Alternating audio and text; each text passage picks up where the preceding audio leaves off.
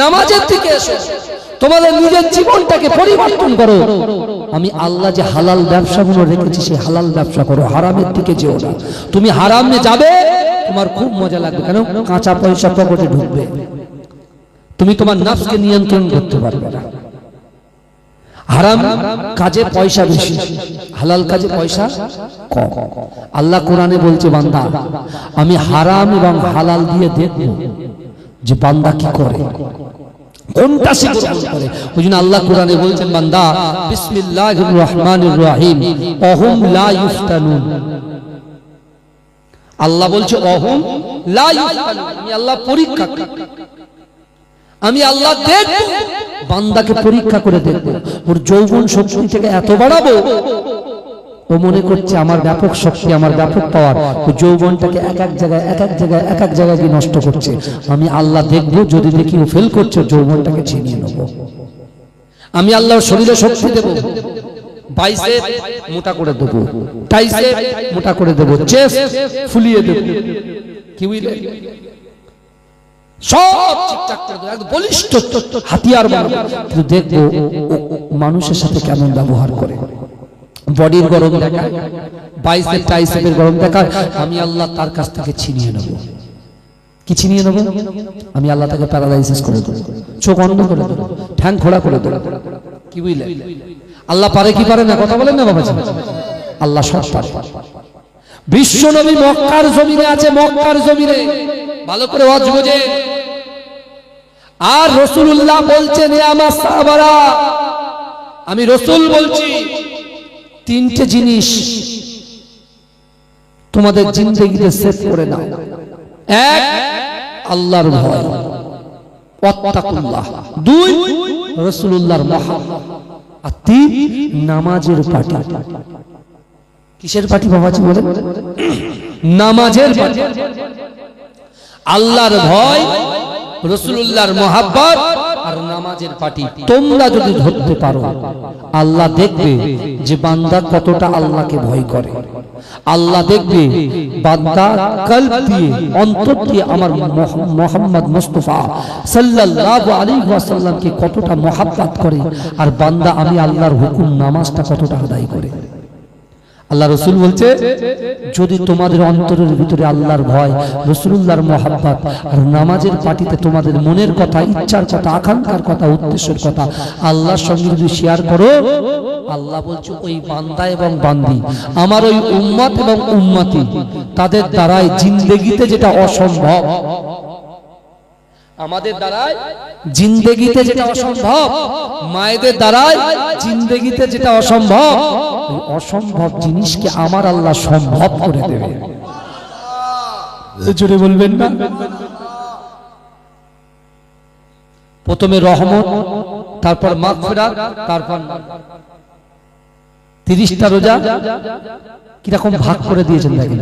আল্লাহ প্রথম রহমত বর্ষণ করছেন বান্দার উপরে, বান্দার শরীরে শক্তি দেবে, তারপর কি করবে?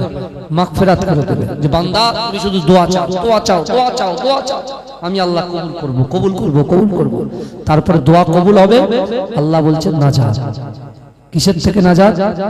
জাহান্নাম থেকে নাজাত। যদি বলে কথা বোঝা যাচ্ছে তো বাবাজি? আমার ভাই জানেরা, হে নবী পাকের উম্মত উম্মতিরা, হে নবীর দেওয়ানারা, বিশ্ব নবী রাসূলুল্লাহ সাল্লাল্লাহু আলাইহি ওয়াসাল্লাম কাবা শরীফে যখন এই কথা বলেছেন, বিশ্ব নবী দ্বীনের দাওয়াত দিচ্ছেন, আল্লাহর রাসূল যখন দ্বীনের দাওয়াত শুরু করে দিলেন, এ যুবকেরা, মক্কার জমিনে আবু জেহেল, আবু লাহাব, উতবা, শাইবা, শিবা, মুগীরা, খালিদ, এরা আল্লাহর রাসূলকে মারার চক্রান্ত করে, আল্লাহর রাসূলকে আটকানোর চক্রান্ত করে।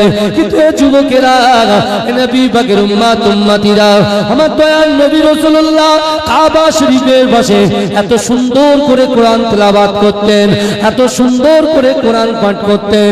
এই যুবকেরা, মক্কার জমিনে যখন বাণিজ্য মেলা হতো, ও যুবকেরা, ওই বাণিজ্য মেলায় বাইরে থেকে যে সকল যুবকগুলো আসতো, তারা এসে আল্লাহর রাসূলের কোরআন শুনে তাদের বাণিজ্য বন্ধ করে দিয়ে আমার দয়াল নবীর পাশে বসে বসে বসে বসে কোরআন শুনে মোহাব্বত পাগল হয়ে আল্লাহ রসুলের প্রেমে পড়ে আল্লাহ রসুলের হাতে হাত দিয়ে কলেমা পড়ে মুসলমান হয়ে বাড়ি যেত, কলেমা পড়ে বাড়ি যেত।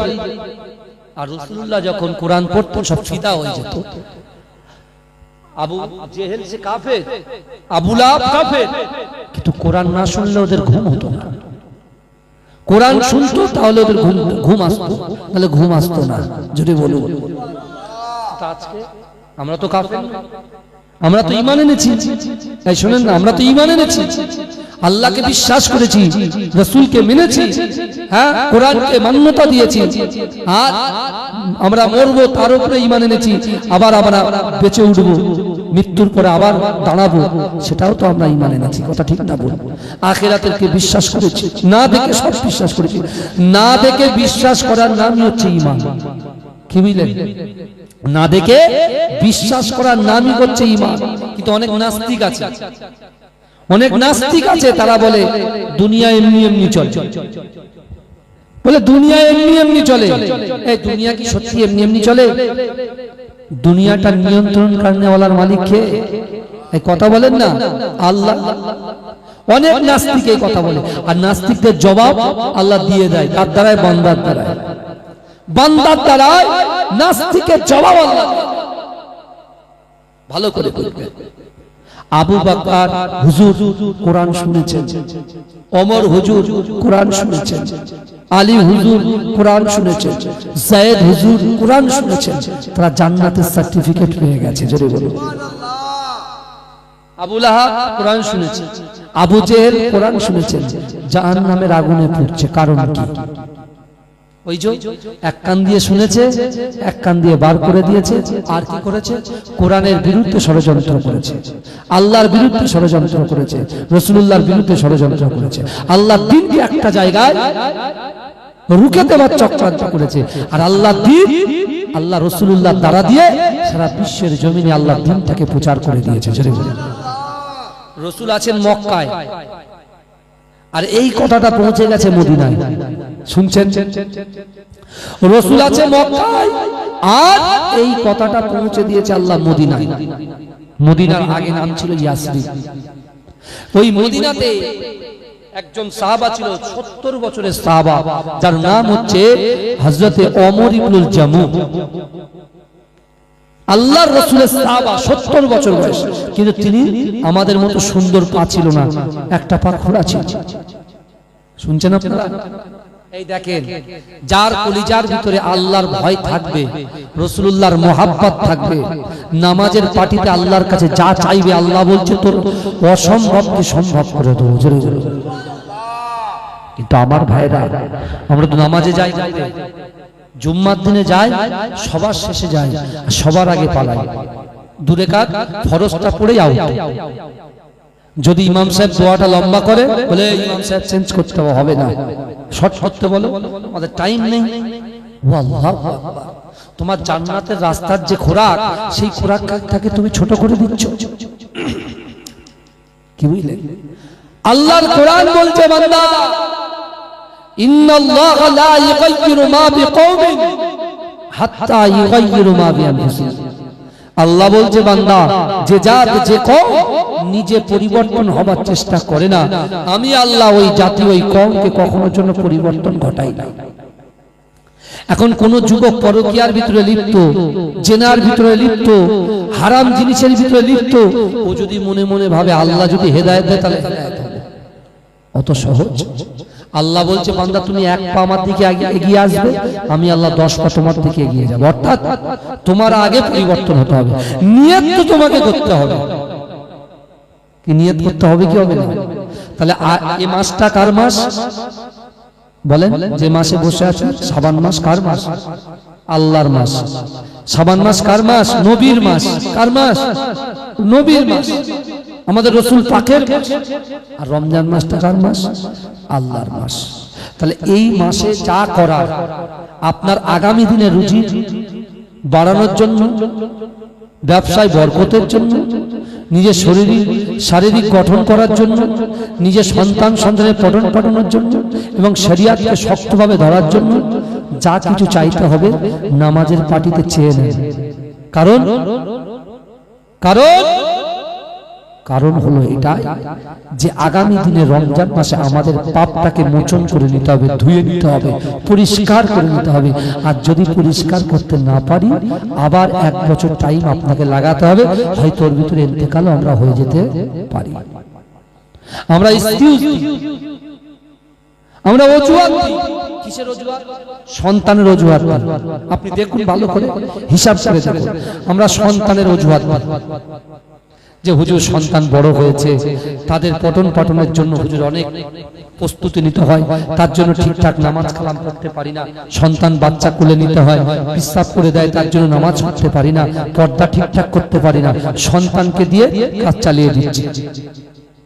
অনেকে দেখবেন হুজুর আমার মুদিখানার দোকান গুমা হাবড়ার মোড়ে এত চলাচলে হুজুর আমি পাশ ফিরতে পারি, ক্যাশ কাউন্টারে বসে থাকতে হয়, মানুষ টাকা দেয় সেগুলো হিসেব রাখতে হয়।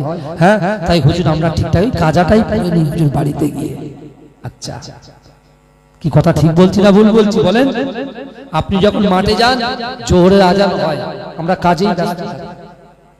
আপনি যখন সারা রাত মোবাইল দেখে দেখে, সারা রাত ইউটিউব দেখে দেখে আপনি একেবারে ফজরে গিয়ে আজান হচ্ছে, তখন আমরা শুয়ে পড়ছি। আল্লাহ পাক বলছেন, এই শুনছেন, আল্লাহ পাক বলছেন, এ বান্দা আমি আল্লাহ তো রিজিক দাতা, তোমার রুজি দিয়েছি আমি আল্লাহ, তোমার অক্সিজেন পাস করাচ্ছে আমি আল্লাহ। তাহলে আমি আল্লাহর হুকুমকে তুমি অমান্য করছো, তুমি ঠিকাদারের হুকুম পালন করে 10 তলা বিল্ডিং এ ওঠা নামা করছো। কি এর জন্য? 600 টাকা, 600 টাকা দেওয়ার জন্য। সে আপনাকে 600 টাকা দেবে, তার জন্য আপনি তাকে দৌড় করাচ্ছেন একবার উপরে একবার নিচে। কত দূর থেকে ইটগুলো মাথায় নিয়ে আমার ভাইরা তুলছে, কথা ঠিক না বল? সব কিছু আমরা করছি, কিন্তু ওই কবরে গিয়ে, ওই কবর যদি ভালো করতে চান, অন্ধকার ঘর, সাপ বিচ্ছুর ঘর, পোকামাকড়ের ঘরকে যদি উজ্জ্বল করতে চান, তাহলে কিন্তু আল্লাহর ভয় সত্যিকারের দিলের ভিতরে আনতে হবে, রাসূলুল্লাহর মহব্বত সত্যিকারের অন্তরের ভিতরে আনতে হবে। এবং আপনি যাই করুন না কেন, আপনি যাই করুন না কেন, আপনি সব করুন, কিন্তু ঠিক টাইমে আমাদের নামাজটা আদায় করতে হবে। তাহলে আল্লাহর সাহায্য আসবে, আপনাকে আল্লাহ বরকত করে দেবে, আপনার ব্যবসায় বরকত দেবে, আপনার পরিবারে বরকত দেবে, আপনার সন্তানের মেধা বৃদ্ধি করে দেবে, আপনার যে মনের ভিতরে অনুশোচনা আল্লাহ দূর করে দেবে, আপনার অন্তরের কষ্টকে আল্লাহ দূর করে দেবে। আল্লাহর কোরআন বলছে, বান্দা সারিউ ইলা মাগফিরাতিন মির রাব্বিকুম ওয়া জান্নাতিন আরদুহাস সামাওয়াতু ওয়াল আরদ ওয়া ইদাত লিল মুত্তাকিন। আমার আল্লাহ বলছে, বান্দা তোমরা অতি দ্রুত অগ্রসর হও, আমি আল্লাহ আমার ক্ষমার দিকে। জোরে বলো আল্লাহ। দরুদ শরীফ পড়ুন, আল্লাহুম্মা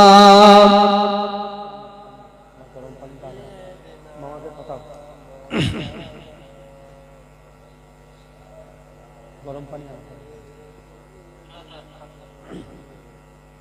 মামুক আসতে হবে।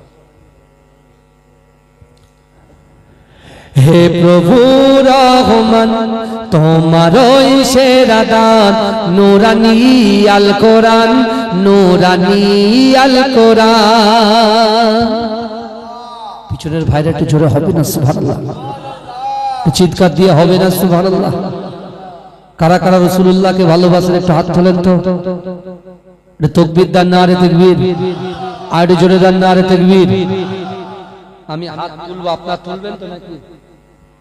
আমি হাত তুলবো, আপনারা তুলবেন তো? সুবহানাল্লাহ বলবেন কি বলবেন না?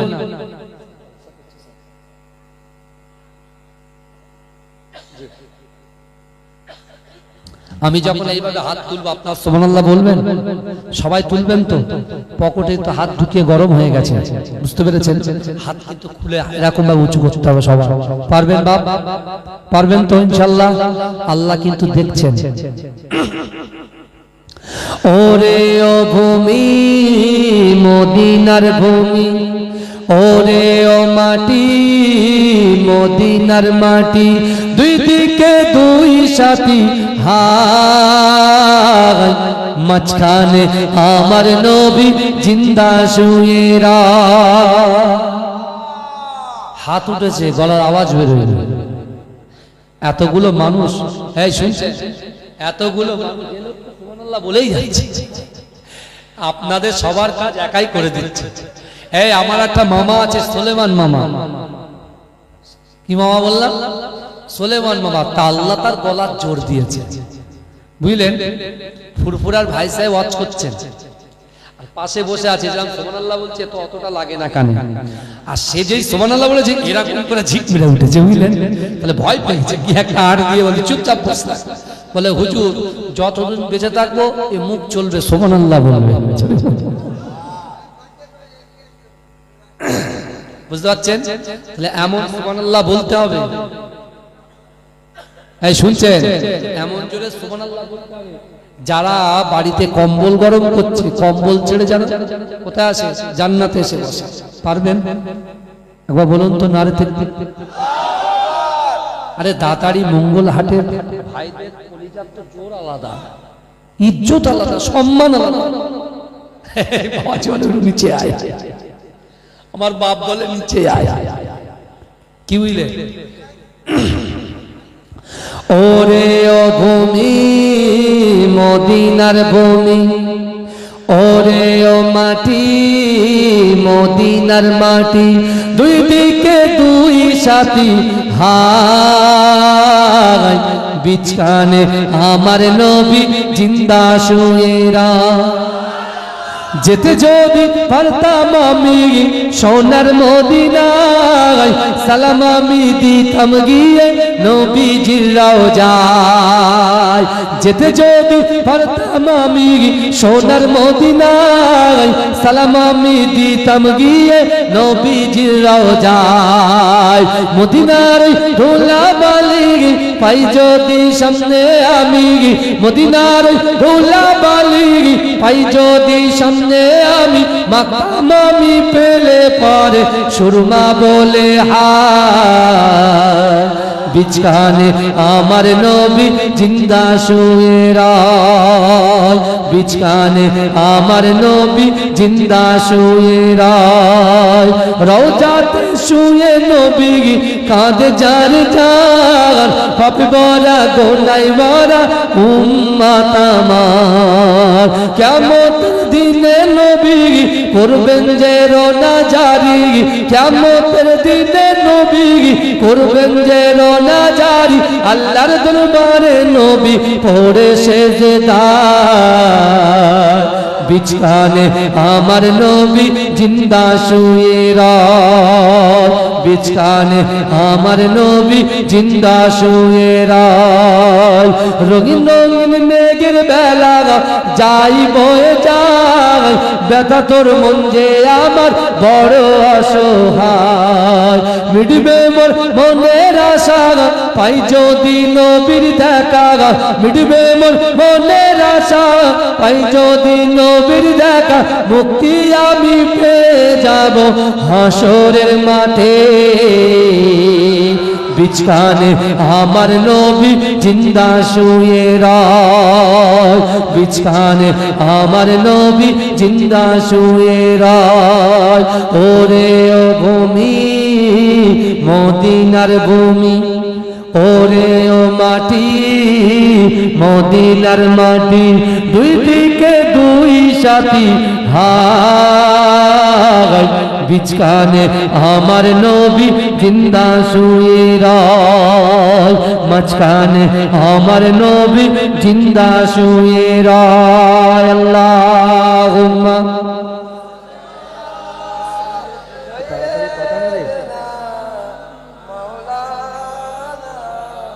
আল্লাহুম্মা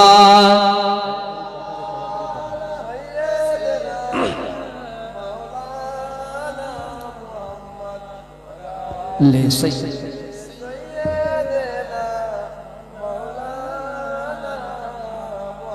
আমার বাবাজিরা ভাই, চাইতে গেলে কার কাছে চাইতে হবে?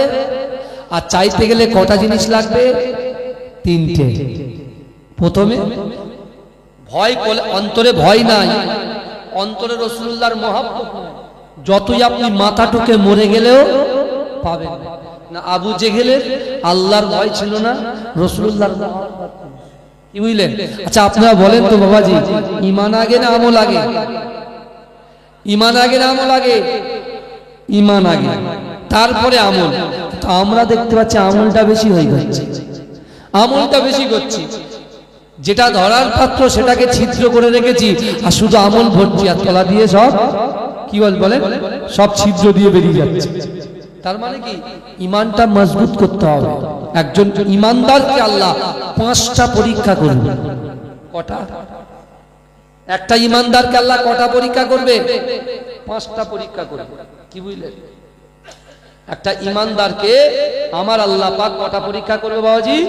5টা পরীক্ষা আমার আল্লাহ একজন ঈমানদারকে করবে। তার মধ্যে আল্লাহ পাক ঈমানদারের ভিতরে ভয় ঢোকাবে। ভয় কি ঢোকাবে বলেন? ভয়।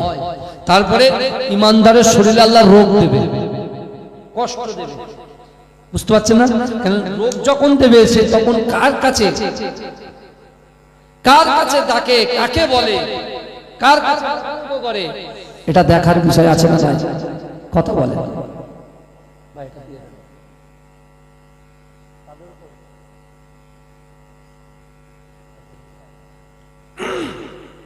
আমার বাবা, এটা ভালো করে। তাহলে একজন ঈমানদার কি করবে বলেন? কটা পরীক্ষা করবে? 5টা করবে। 5টার ভিতরে যে কোনো একটা করবেই, সম্মুখীন হতেই হবে। কি বুঝলেন? আমার আপনার সম্মুখীন হতেই হবে। আজকে ফিলিস্তিনের যুবকরা সম্মুখীন হচ্ছে, কিন্তু ওরা ফার্স্ট ডিভিশনে পাস করছে। জোরে বলবেন? ওরা ফার্স্ট ডিভিশনে পাস করেছে, কারণ বাইতুল মুকাদ্দাসকে ধ্বংস করার যে চক্রান্ত করেছিল, সেই চক্রান্ত ব্যর্থ হয়ে যাচ্ছে। বুঝতে পারছেন না? ঠিক তদ্রূপ আমাদের আল্লাহ দেখবে যে বান্দা কতটা আমি আল্লাহকে ভয় করি। আর যারা আল্লাহকে ভয় করবে, রাসূলকে মোহাব্বত করবে, তারা ঠিক টাইমে আজান, মুয়াজ্জিন আজান দেয়, মুয়াজ্জিন ডাকেন না, ওটা আল্লাহ আমাদেরকে ডাকেন, এসো নামাজের দিকে এসো, এসো বান্দা এসো, 5 বার করে আল্লাহ ডাকেন। আর 24 ঘন্টা সারাক্ষণ আল্লাহ আমাদের সাথে থাকে। যদি বলেন দলিল দেন, আল্লাহ বলছে বান্দা নাহনু আকরাবু ইলাইহি মিন হাবলিল ওয়ারিদ। আল্লাহ বলছে বান্দা আমি আল্লাহ তোমাদের ঘাড়ের শিরা উপশিরা থেকে অতি নিকটবর্তী, আমি আল্লাহ তোমাদের সাথে থাকি। জোরে বলেন কে আমাদের সাথে থাকে? এই কথা বলেন, কে আমাদের সাথে থাকে? আমার আল্লাহ আমাদের সাথে থাকে। জোরে বলেন। এখন যারা যেমন মা বাপের সামনে ভয়ে কোনো ভুল কাজ করে না, কে করে না? সন্তান। শোনেন না, আমরা স্যারের সামনে ভুল কাজ করি না, ভয়। নেতার সামনে উল্টো পাল্টা কথা বলি না, ভয় করি। এমপির সামনে চুপচাপ হাত গুটিয়ে বসে থাকি, কারণ আমরা ভয় করি। কিন্তু ভাইজান, যে আল্লাহ আপনার শরীরের প্রত্যেকটা পার্টসকে সাজিয়ে দিয়েছেন, যে আল্লাহ সুন্দর চোখ দিয়েছেন, যে আল্লাহ জবান দিয়েছেন, যে আল্লাহ ইজ্জত দিয়েছেন, যে আল্লাহ সম্মান দিয়েছেন, যে আল্লাহ সন্তান দিয়েছেন, যে আল্লাহ পিতামাতা দিয়েছেন, যে আল্লাহ একটা বাড়ির সঙ্গে আর একটা বাড়ি করার ক্ষমতা দিয়েছে, যে আল্লাহ কাঁচা বাড়ি থেকে পাকা বাড়ি করিয়ে নিয়েছেন, পাকা বাড়ির থেকে আরো 2 তলা বানিয়ে দিয়েছেন, 1 কাঠা জমি থেকে 2 কাঠা জমি বানিয়ে দিয়েছে। সেই আল্লাহ বলছে বান্দা মান কানা লিল্লাহি কানা আল্লাহু লাহু, যে ব্যক্তি আমার হয়ে যায় আমি আল্লাহ তার হয়ে যাই। কি বুঝলেন? আল্লাহ বলছেন যে আমার হয়ে যায় আমি আল্লাহ তার হয়ে যাই। তাহলে আমাদের জিন্দেগি জীবনে পরিবর্তন দরকার। আর যে সবে বরাত আসছে, আর আজ থেকে নিয়ত করতে হবে জিন্দেগিতে যে খারাপ কাজের মধ্যে লিপ্ত হয়েছি, যে বাজে সঙ্গের মধ্যে লিপ্ত হয়েছি, এগুলোকে আল্লাহ আজ থেকে মৃত্যুর আগ পর্যন্ত সব ত্যাগ করে দিলাম। আল্লাহ আপনি আমাদের হালাল রুজি ইনকাম, হালাল পথে ইহদিনাস সিরাতাল মুস্তাকিমের পথে পরিচালিত করুন, যাতে করে আল্লাহ আপনার খাঁটি বান্দা হিসেবে আপনি আপনার দরবারে ইলাহিতে আমাদেরকে কবুল করে নিন। বলুন আমিন। বলবেন না আল্লাহুম্মা আমিন। তাহলে চাইতে গেলে তিনটে জিনিস লাগবে, আর সেই তিনটে জিনিসই ছিল ওমর ইবনুল জামুর। সেই তিনটে জিনিসই ছিল ওমর ইবনুল জামুর মধ্যে। রাসূল আছেন মক্কায়, সে আল্লাহর কাছে নামাজের পাটিতে দোয়া চাইছেন, টপ টপ করে পানি পড়ছে আর চলছে। ওগো রব্বুল আলামিন আল্লাহ পাক, না না না, আমি ওমর ইবনুল জামু একজন 70 বছরের আপনার বান্দা। ওগো রব্বুল আলামিন আল্লাহ, রাসূলুল্লাহ আছে মক্কার জমিনে আর আমি আছি ইয়াসরিবের জমিনে, কিন্তু ওগো রব্বুল আলামিন আপনার হাবিবুল্লাহ বলেছে আল্লাহর ভয়, রাসূলুল্লাহর মুহাব্বত, নামাজে পাটি। ওগো রব্বুল আলামিন আল্লাহ, আমি ওমর ইবনুল জামু আপনাকে ভয় করি, আমার জিন্দেগি জীবনের থেকে রাসূলুল্লাহকে বেশি মুহাব্বত করি, আর এই নামাজের পাটিতে বসে বসে আমি আপনার কাছে যাই। ওগো রব্বুল আলামিন আল্লাহ, কুল্লু নাফসিন যায়িকাতুল মাউত, প্রত্যেক মানুষের মৃত্যুর স্বাদ গ্রহণ করতে হবে। ওগো রব্বুল আলামিন আল্লাহ, মউত কখন আসবে কেউ বলতে পারে না, কিন্তু না না না, আমি ওমর ইবনুল জামু, আমি তো আপনার একজন বান্দা। ওগো রব্বুল আলামিন, আপনি সব কিছু করেন, ইন্নাল্লাহ আলা কুল্লি শাইইন কাদির, প্রত্যেকটা শক্তিতে আপনি বিরাজ করেন। ওগো রব্বুল আলামিন আল্লাহ পাক, না না না, আমি ওমর ইবনুল জামু, আমার খোয়াইশ আছে, আমার ইচ্ছা আছে, আমার আকাঙ্ক্ষা আছে, আমি আপনাকে বলবো আল্লাহ পাক, না না না, আমি ওমর ইবনুল জামু, আমার মনের আশা হলো আমার রাসূলুল্লাহ যতদিন পর্যন্ত মক্কার জমিন থেকে মদিনার জমিনে পদার্পণ না করবে, ততদিন পর্যন্ত আমি ওমর ইবনুল জামুকে মৃত্যু দেবেন না। কি হয়েছে? সামনে যেতে বলবো? বাবা যেটু সামনের দিকে আসেন, গরম পানি দিয়েছে, আসেন একটু সামনে আসেন, দরুদ শরীফ পড়েন, আল্লাহুম্মা, আসেন বাপ, তাড়াতাড়ি আসেন, তাড়াতাড়ি।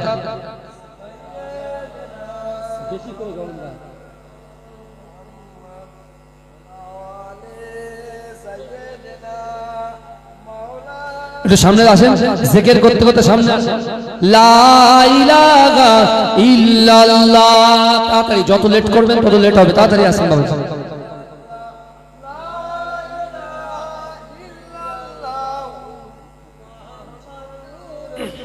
মাইকটা ঠিক সেট হয়নি, টানছে তো গলা, আমার গলা বসে, মাইকটা একটু অসুবিধা আছে। আমার ভাইরা বাবাজিরা ভালো করে বোঝেন, একটু আসেন না, ওই পিছনের ভাইগুলোকে একটু জায়গা দেন, সামনে জায়গা আছে, একটু আসেন, সামনে আসেন, ছুটে ছুটে আসেন, আমার সোনার ভাই আসেন, তাড়াতাড়ি তাড়াতাড়ি, এই কথাটা শেষ করে আমি কিয়াম করে দোয়া করে দেবো, তাড়াতাড়ি আসেন, চেপে আসেন, চেপে আসেন,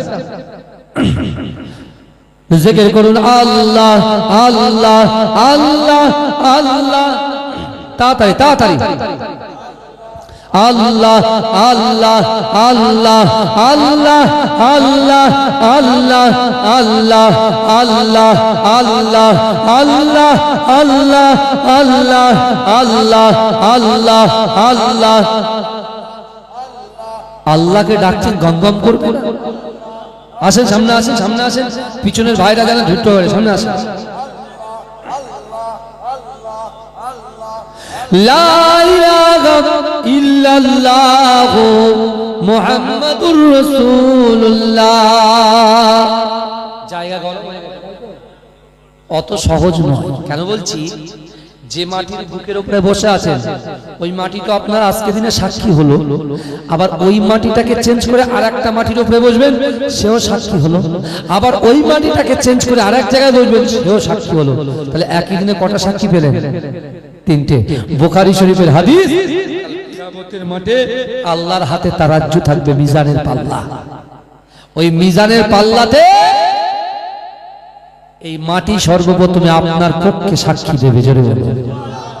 তাহলে এবার একটু আসেন, হাদিস তো বললেন, আসেন আসেন আসেন আসেন, এবার আসেন, এবার আসবেন, দরুদ শরীফ পড়ুন, আল্লাহুম্মা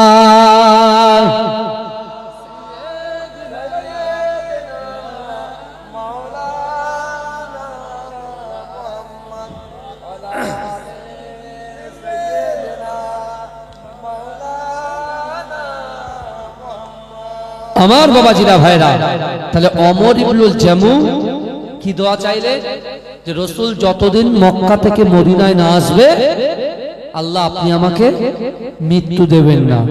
দ্বিতীয় চাওয়া আল্লাহর কাছে চাইলেন, আল্লাহ রাসূলুল্লাহ যখন যুদ্ধে যাবে সেই যুদ্ধে আমি অংশগ্রহণ করতে চাই, রাসূল যেন আমার হাত ধরে নিয়ে যায়, জোরে বলেন।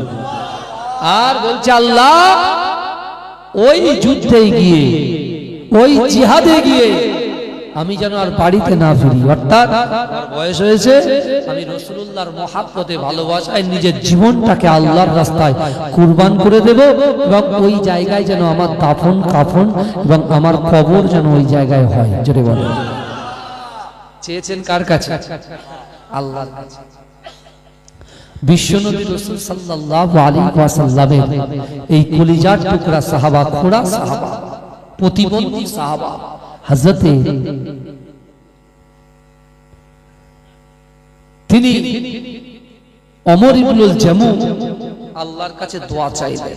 বাবাজি শবে বরাতের রাতে আপনি দোয়া চাইবেন, সবাই নামাজ পড়বে, এসে গোসল করবে, বুঝতে পারছেন না?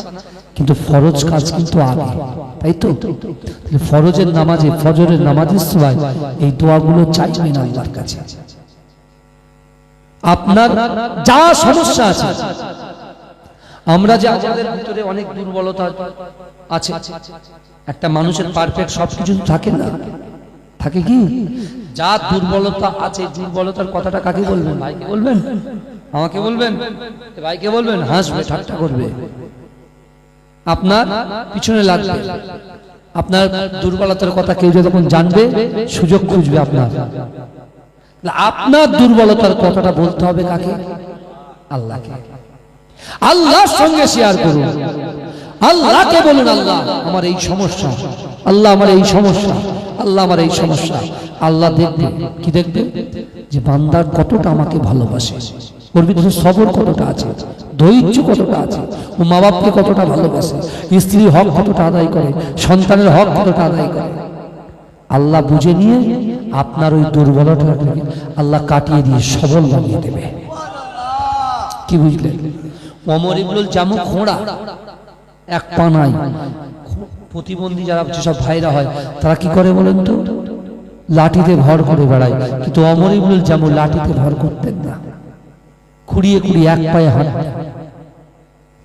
আল্লাহ পাক তার দোয়াটাকে শুনলেন। কিছুদিন পর বিশ্বনবী রাসূলুল্লাহ মক্কা থেকে মদিনায় এসেছেন।